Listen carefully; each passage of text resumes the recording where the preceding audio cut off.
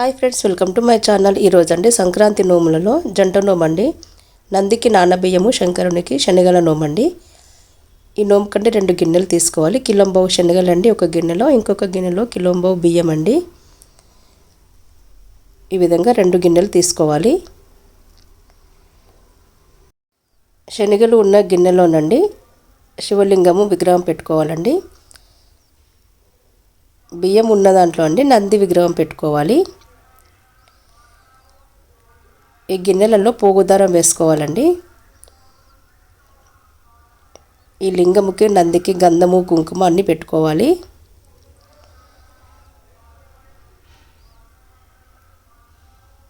గౌరమ్మను పెట్టి నోముకోవాలండి. నోముకున్న తర్వాత బియ్యం అండి ఆవుకు పెట్టాలి. శనగలండి సంక్రాంతి తర్వాత కనుమ రోజు పసుబొట్టు ఇవ్వాలండి.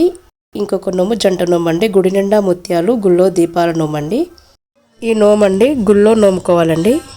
దీనికి కూడా అండి ఒక గిన్నె తీసుకొని కిలోంబావు జొన్నలు తీసుకోవాలి. ఈ కిలోంబావు జొన్నలనండి 13 ప్యాకింగ్ చేసుకోవాలండి. ఈ నోముకండి జొన్నలు 13 మాణిక్యాలు కావాలండి. ఈ కిలోంబావు జొన్నలని 13 ప్యాకింగ్ చేసుకోవాలి. ఈ విధంగా చూసారు కదండి. ఇది కూడా జంట నోమండి. ఈ విధంగా ఒక ప్లేట్లో అండి 13 మాణిక్యాలు, 13 జొన్నల ప్యాకెట్స్ పెట్టుకోవాలి.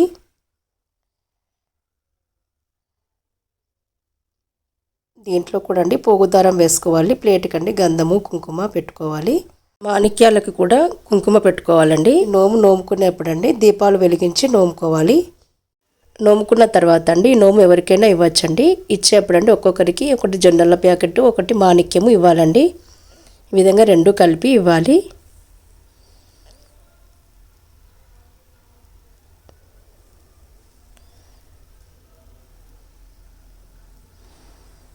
చూసారు కదండి. ఈ విధంగా ఒకటి మాణిక్యము, జొన్నల ప్యాకెట్ మీకు చూపెడుతున్నాను. ఈ విధంగా 13 చేసుకోవాలి. ఈ విధంగా రెడీ చేసుకొని గౌరమ్మను పెట్టుకొని దీపాలు వెలిగించి నోముకోవాలండి. వీడియోస్ మీకు నచ్చితే లైక్ చేయండి, షేర్ చేయండి.